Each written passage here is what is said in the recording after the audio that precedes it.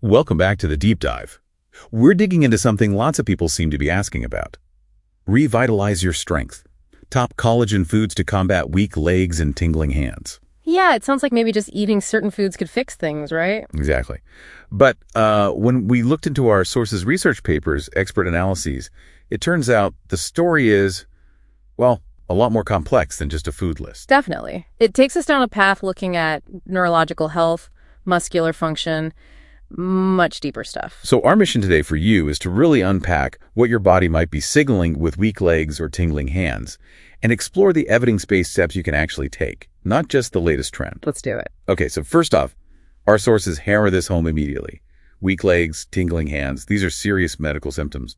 They often point towards something called peripheral neuropathy. And peripheral neuropathy essentially is nerve damage. We're talking about the nerves outside your brain and spinal cord. So not the central command, but the wiring out to the rest of the body. Precisely. And when that wiring is damaged, the signals get disrupted. That's where symptoms like numbness, tingling, sometimes pain, muscle weakness, even coordination problems come in. Wow. Okay. And this is critical, something the sources really stress.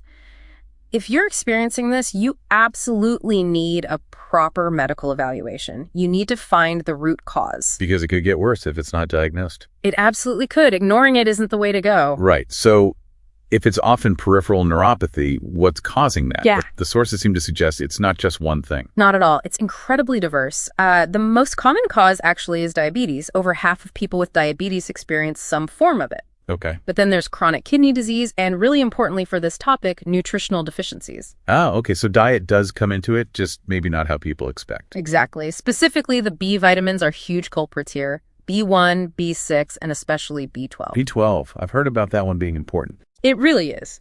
A lack of B12 is directly linked to tingling, numbness, muscle weakness, because it's vital for the myelin sheath, that protective coating around your nerves. Gotcha. What else is on that list of causes? Oh, it keeps going. Chronic alcohol abuse, exposure to heavy metals, certain autoimmune diseases, infections, physical injuries like, say, carpal tunnel syndrome. Carpal tunnel. Okay, that makes sense. Yeah, and even some medications, like certain chemotherapy drugs. So you see, the range is just massive. Which really underlines why just grabbing a supplement off the shelf probably isn't the best first step. Precisely. You need to know what you're actually dealing with. Okay, so let's circle back to the original idea. Collagen foods. This is where things get really interesting. Based on our sources, there seems to be a big misunderstanding. There really does. Now, collagen is super important. It's the body's main structural protein. Think skin, bones, tendons. It provides the scaffolding. Right. Crucial stuff. Absolutely. But its role in nerve health, specifically repairing nerve damage through diet, is where the confusion lies. So how is collagen used medically then? Because our sources mention something about that. Good point. Surgeons do sometimes use collagen-based structures, they call them nerve conduits, in actual surgical procedures. Okay. These conduits act like a physical scaffold to help guide nerve regeneration when a nerve is severely damaged or severed. Ah, so a direct physical repair tool. Exactly. Yeah. But that's completely different from just eating collagen, whether in food or supplements. How so? Well, when you ingest collagen, your digestive system breaks it down into its basic building blocks, amino acids. Okay, like any other protein. Right. And those amino acids then get absorbed and distributed throughout your body to be used wherever they're needed. Your body might use them to build its own collagen or other proteins entirely. So there's no direct pathway for the collagen you eat to, like, travel straight to a damaged nerve and patch it up. Nope. The body doesn't work like that. It breaks it down and rebuilds what it needs system-wide. It's not a targeted delivery system from your stomach to a specific nerve. And there's another point. The sources raised supplements aren't regulated by the FDA for safety or effectiveness. That's a really important consideration. It means quality can vary, and there's a potential risk of contaminants like heavy metals. So things like bone broth might be safer because they're whole foods, but how much you actually absorb the bioavailability can still be a question mark. Exactly. Bioavailability varies. So even with safer food sources, it's not a guaranteed nerve fix. So if collagen isn't the direct answer for nerve repair through diet, what should people focus on according to the science? Right. So connecting it all. The focus shifts to nutrients with proven direct roles in nerve function. And that brings us back to those B vitamins. The B complex again. Yes, they're paramount. Think of B12 as the nerve regenerator, crucial for that myelin sheath. B6 is like the nerve signal transmitter, and B1 is the nerve energizer. They work together. Like a team for your nerves. Pretty much. A synergistic effect. Okay, so for you listening, where can you get these important B vitamins? Good sources include meat, fish, eggs, dairy for B12. For B6, think pork, poultry, fish like tuna. And for B1, legumes, seeds, and also pork. So a balanced diet with those kinds of foods is key.